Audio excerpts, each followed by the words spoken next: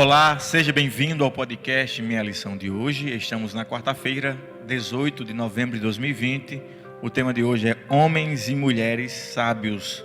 Eu vou iniciar com oração, convido você para fechar os olhos. Santo e amado Pai, obrigado por todas as coisas. Obrigado porque estamos mais um dia vendo e estudando a Tua Palavra. Que ela possa irradiar luz e sabedoria para nós, é o que eu te peço, por Teu Filho. Amém. Amém. A lição de hoje vai focar basicamente em Salomão. Apesar de ser homens e mulheres sábios, e depois nós vamos desenrolar também chegando às mulheres, de forma geral, nós temos aqui um texto lá do primeiro livro dos Reis, falando que Salomão ele tinha o conhecimento de várias artes, ele era um homem reconhecidamente inteligente e que tinha conteúdo de conhecimento. Mas ao mesmo tempo que ele tinha esse conteúdo, um conhecimento acumulado, digamos assim, um conhecimento científico, ele também tinha um conhecimento para a prática, né? Que era o conhecimento para o dia a dia. O texto lá fala exatamente sobre isso, que as pessoas iam a Salomão para que Salomão solucionasse algumas coisas. Eu até lembro agora da situação em que aquelas mulheres, né, que tinham os filhos, um que nasceu morto e o outro ficou vivo, um tomou da outra, e Salomão utilizou-se não do cientificismo, até porque ele não tinha como saber aquilo naquele momento. Exato. Utilizou-se a sabedoria. Então, exatamente, nós temos essas duas coisas, né? Sabedoria como um aspecto prático da vida. Exatamente. São os dois lados, né? Que em termos mais gerais, mais simples, nós chamamos de teoria e prática, né?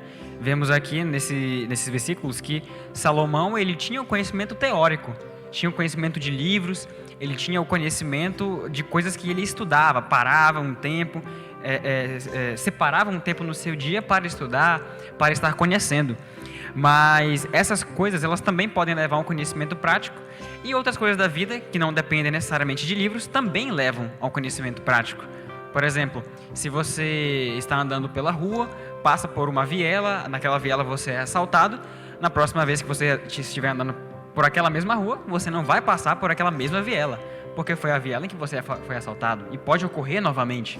Então isso é um conhecimento que você não vai aprender em livros, isso é um conhecimento que você vai aprender apenas na prática. Ou se muita gente ali foi assaltado, a sabedoria popular da região vai dizer aquele local que é perigoso, não passa por lá por isso, né? Exato. Foi uma experiência própria e uma experiência alheia.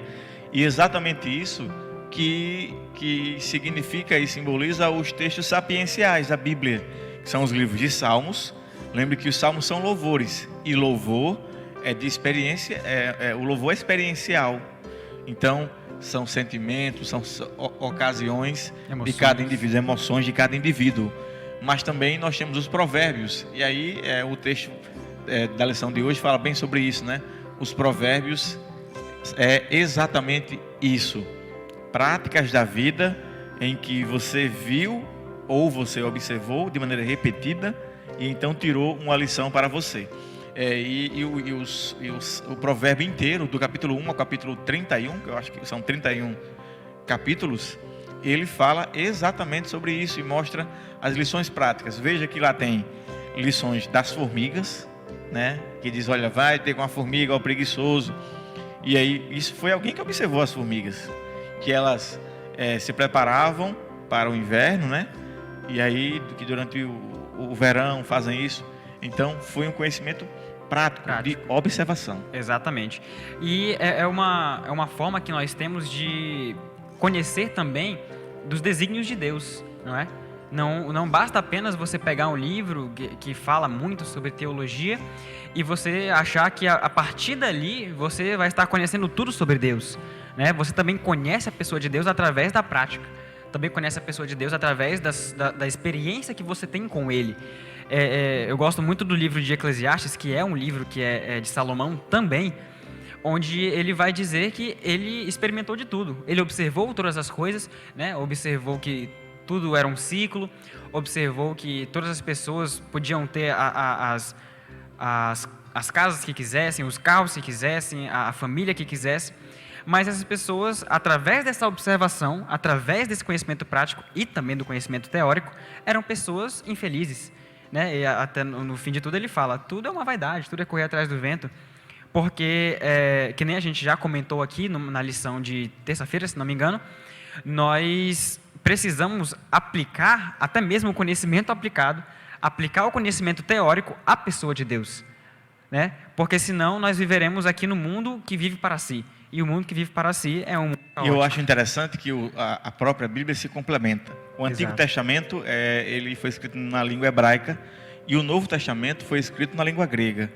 Os hebreus e os gregos eram pessoas opostas. Se eles fossem, por exemplo, comprar um carro, se eles vivessem nos dias de hoje e fossem comprar um carro, o grego, ele pegaria o manual do carro, leria o manual inteiro e pelo manual ele compraria ou não o carro. O hebreu, não. Ele teria que entrar no carro, ligar, fazer um test drive, abrir o motor, olhar como é que está, para depois então poder comprar o carro. Então o hebreu é extremamente experiencial. Então faz sentido experimentar, viver, conhecer, né, de maneira real. A própria expressão conhecer, o meu povo perece por falta de conhecimento de Deus. O conhecer do hebreu é um conhecer prático. Conhecer a Deus é vê-lo, né, senti-lo, ter uma convivência diária com Ele. Então, ao passo que o conhecimento do grego é um conhecimento mais teórico, é o que a gente vê Paulo falando em Hebreus capítulo 6. Ele diz que os homens que era necessário que fossem homens, na verdade são crianças, porque ainda não têm o pleno conhecimento da pessoa de Cristo. O conhecimento vem da relação prática. Exatamente. Então a gente vê aí que existem esses dois tipos de elementos que precisam andar juntos, né? E precisam demonstrar de fato que nós estamos ali não apenas para conhecer as coisas em si como elas são, mas para entender que há um propósito para tudo, que essas coisas elas têm uma finalização, e a finalização delas é a pessoa de Deus. E o próprio texto bíblico diz, você está necessitando de sabedoria, peça a Deus que Ele dá a todos liberalmente. Obrigado pela sua participação, compartilhe esse conteúdo para seus amigos, se inscreva no canal se você ainda não é inscrito, um forte abraço, Deus te abençoe e até o próximo podcast.